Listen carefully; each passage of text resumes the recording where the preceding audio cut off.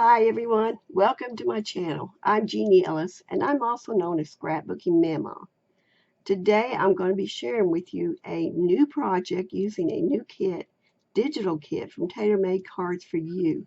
She's also the sponsor for the Crafter's Castle Challenge blog. And the winner of the Crafter's Castle Challenge will win this kit, this digital kit called Special Delivery. The challenge is open to everyone, whether you're internationally or you're stateside. And it's open to all the crafts and all the craft levels. So I hope that you will find some inspiration in the videos that you've watched today and that you will join us for this challenge. Every month there is a challenge sponsored by Tailor Made Cards for You. So you want to be sure that you check out the current month's prize because it does change each month. And there's also a discount code, 20% off for your digital order over at the shop. I'll put a link below in the description box and you'll find the other links to the challenge blog and the current kit for this month. Now I invite you to visit the rest of the team's YouTube channels where you're going to find more ideas and more inspiration for this month's kit. So stay tuned and I'm going to show you what I'm doing.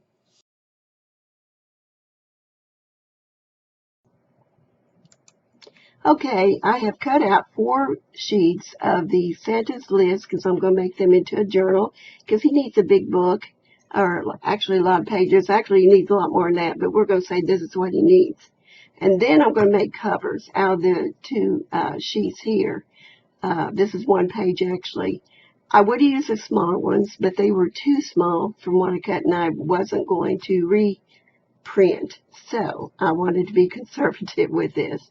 So what I'm going to have to do is just go ahead and measure those pages and cut them out as covers and front and back covers and just go along with that. Now I will use those scraps, most of the bigger scraps.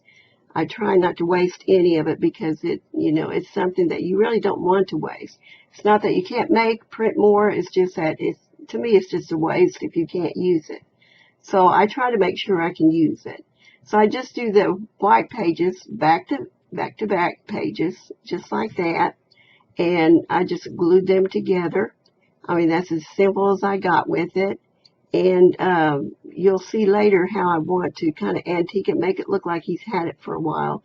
But then when I glue it down, I burnish it really good, the back edge of it. And the covers I burnish real well. And because if you burnish them, then you know it's going to get a good tight fit to it. So this is going to be my front cover right here, and the plaid one is my back cover. I tried to use the other end of that glue, but for some reason I couldn't get it to come out, so I gave up.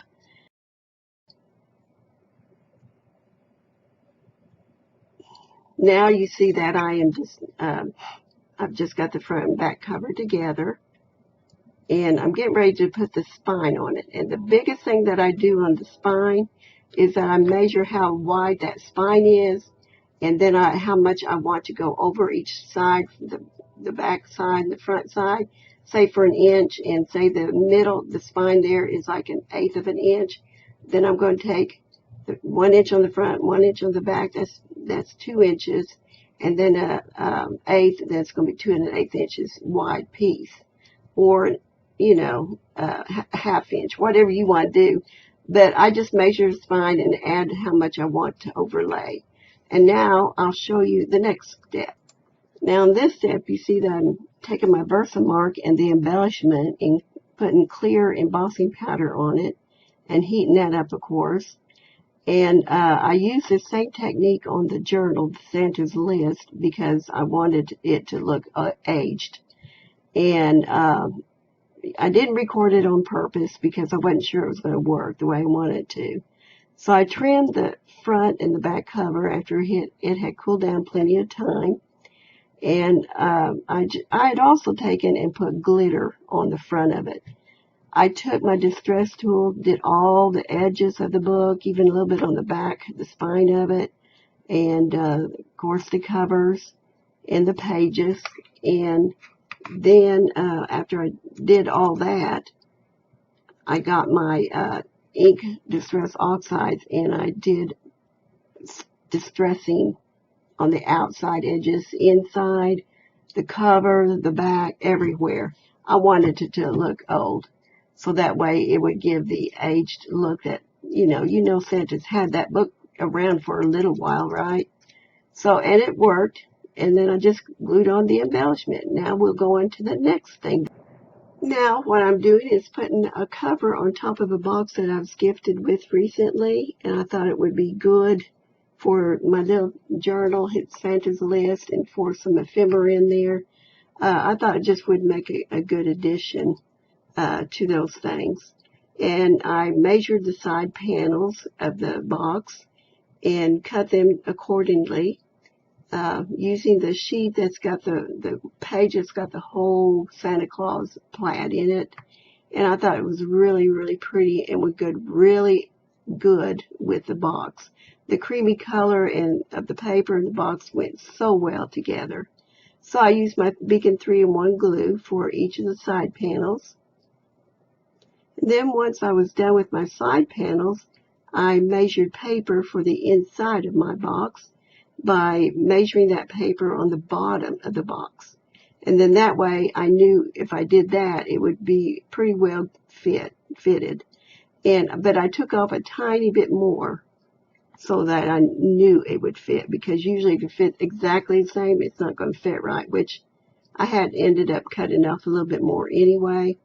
And I thought that would be a pretty way to decorate the inside of the box. So instead of putting the glue on the paper, I went ahead and put the glue in the box because I thought it would be easier and less messy, because I'm a pretty messy scrapper. So take my bone folder, and burnish it. And now I'm adding paper to the sides of the box, the inside of the box, that is. And I put the lid back on before I went ahead and did all that to the inside.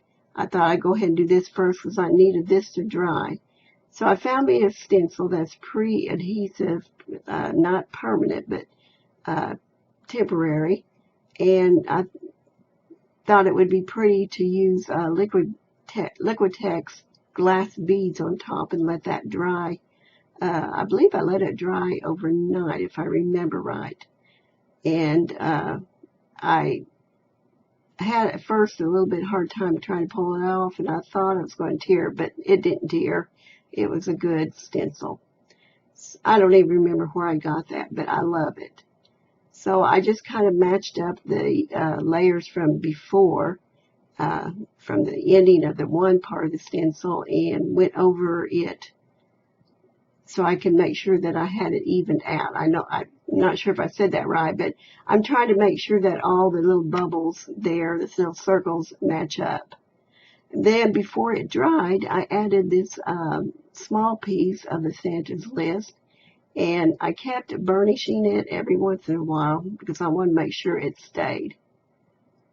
And then that's why I let it dry overnight. So now I'm going to go ahead and work on the inside of the box. And I did the same thing basically on the inside as I did on the outside. I trim off my paper. I measured the inside of the pieces, and I wanted to make sure that I lined it up correctly, so I had to flip that over because I didn't want to use that tiny strip there. Now you'll see here what I'm going to be doing. Instead of measuring it this time, I went ahead and decided to do this because I wanted the lines of each of the sections to line up properly, but I wanted them to go the opposite direction. I hope you can tell what I'm doing. I wanted the plaid to match with the snowflake there, as you can see, and the snowflake to the plaid, like that. And I did that on all four sides. Well, the two sides I did that on. And on the two insides, I did them a little bit differently.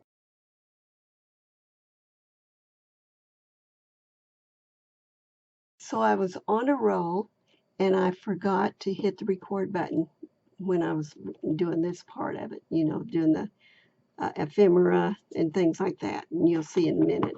But I let this part dry overnight, And I then added the 2 postage stamps, which are so cute.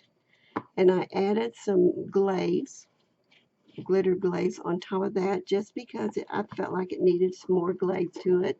And I distressed all the edges of the box on the outside, and including on here. And then here's my Santa Claus list. And you'll see there's no names in there yet because he has not finished. Okay? Each year this book has names come and go.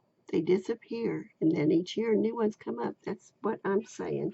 And anyway, that's why it's all wrinkly and everything, because it's an old book. And I have my ephemera here, some postcards in this pocket, a scrap piece there. I use as a pocket. And then one of the ephemera here, it looks like a little envelope or a postcard, I mean. And it's got ephemera in it too. And I distressed all those too because I thought I wanted to look aged, and I think it came out aged looking as I wanted. So anyway, I'll probably add more stuff to it later because this is a good size box, but it'd make a great gift for Christmas. So anyway, that's what I did. Be sure that you check out the description box below. Check out all of the other design team, their projects, which are awesome, as always. And I will see you in the next video. Bye for now, and many blessings.